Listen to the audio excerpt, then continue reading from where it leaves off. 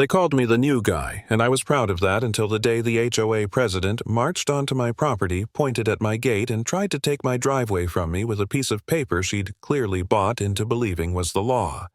She flashed a notary stamp like a warrant and promised consequences. 30 days later, I was standing at high noon, watching an excavator rip up the road because that stamp was fake and the only access they'd relied on for 25 years was a lie.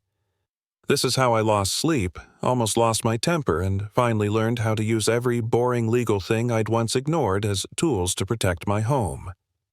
My name is Mark Wallace. Emily, my wife, builds systems and logic for a living. I build fences and fix tractors. We bought 200 acres outside Cedar County because we wanted quiet cow's wide sky, the kind of silence that makes you feel like you finally got it right. Across from our gate sits Maple Ridge Estates Manicured Lawns, HOA emails about hedges, a private Facebook group that runs on passive-aggressive energy and the smell of privilege. The first time Karen Mitchell pulled her pristine white SUV to the shoulder and stomped up to my yard, I was patching a post that Bessie, our most dramatic cow, had decided was decorative. She popped out of the car in a pink polo and heels that should have been ashamed of the dirt, pointed at my homemade steel gate, and barked, "Open this gate now." She introduced herself as the president of the Maple Ridge Homeowners Association like it was a monarchy, and like her title made the whole county hers. I'm not a man who backs down easily. I'm stubborn, sure, but stubbornness is sometimes the only thing between you and people who think rules are suggestions for peasants. So I wiped my hands on my jeans, leaned on my post, and told her calmly that this is my driveway.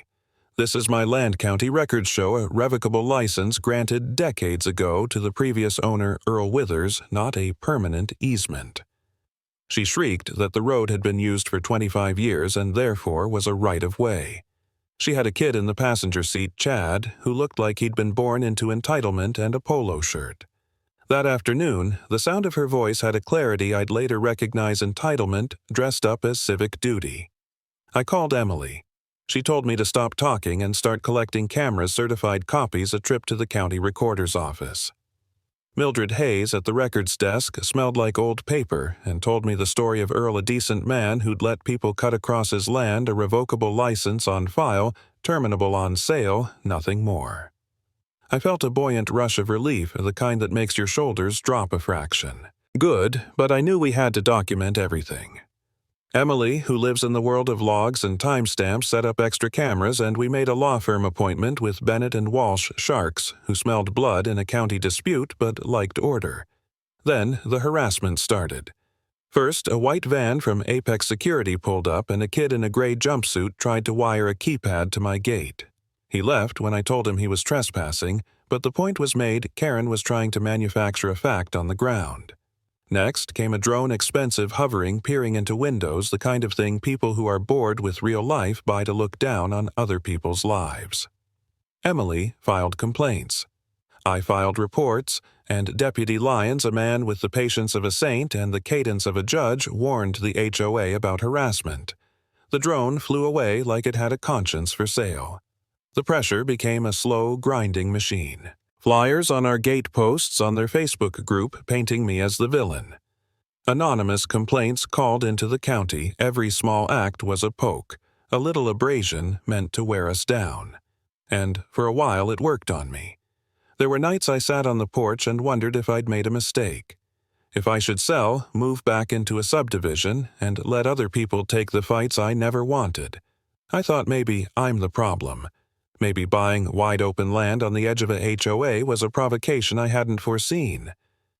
That's the dark part when doubt creeps in and sneaks under your skin.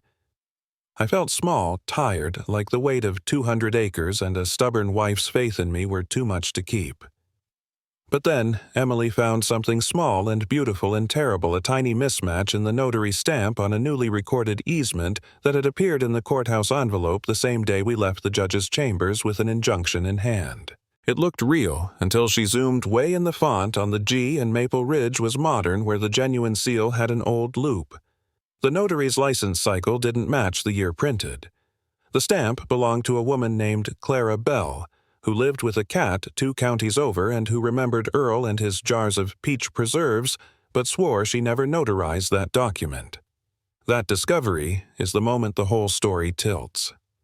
Where I'd been ready to fold, where the case seemed to slip through our fingers, Emily's stubborn, nerdy insistence on details dragged the truth into light. We hired an investigator. Mildred, at the records office, corroborated that the recorded number on that so-called easement belonged to a different filing in a different township. It was forgery, not a clever trick of felony. Once the forgery came into the light, the entire tenor of the fight changed. It wasn't just about a road anymore. It was about a woman who'd convinced herself she was law and who'd crossed from bullying into criminality. We took every piece of evidence to Mr. Bennett. He didn't smile. Lawyers don't smile in county court. He sharpened his pencil. We filed motions, gave deposition copies to the district attorney, and asked the judge for a preliminary injunction, no contact, no trespass, and affirmation of our right to control access, pending final resolution. The court listened to video after video. Karen screaming at my gate, the Apex van trying to install a keypad, a drone buzzing our property like an electronic mosquito. And then the birdhouse camera that caught Chad shoving me on my own land while his mother egged him on. The judge watched the footage and his face changed from bored to interested. He issued the injunction. For the first time in months, I felt relief that wasn't brittle. Karen thought she had an ace when her attorney handed over the easement packet in the courthouse hallway, a recorded document that would make a mockery of our case. She underestimated Mildred, though, and Clara Bell's memory.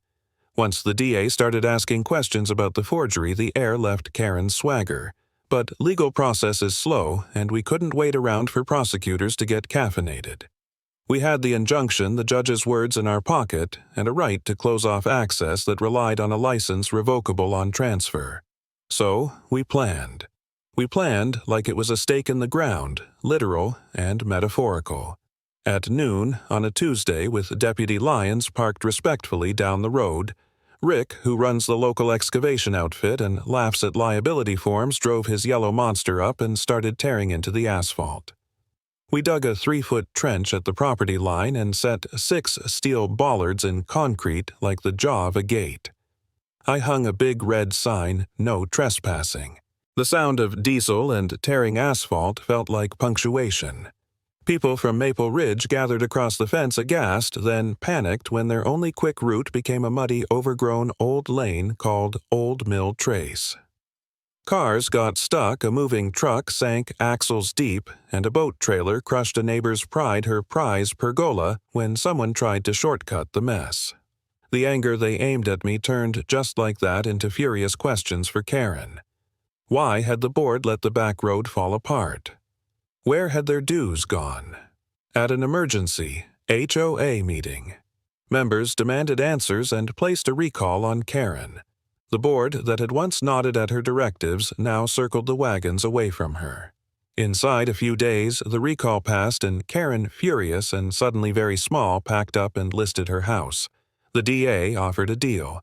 Criminal charges for forgery hung over her like a bad reputation. I don't feel triumphant. This isn't a movie montage where the hero dances on a porch with a cappella music swelling. I feel tired and steadier. I feel like someone who kept records, kept calm, and refused to be bullied into surrendering his home. The injunction held. The fake easement unraveled. Karen's reign ended not with redemption, but with a paper trail and a recall vote. I stood by the bollards afterwards, my palm on cold steel, and thought about boundaries, how some people only respect lines when they're drawn in concrete. The lesson is blunt. Document everything. Don't let charm or status bury the truth. And when someone tries to take your life with paperwork and tantrums, push back legally, relentlessly, and with patience. Boundary is not impoliteness, it's survival.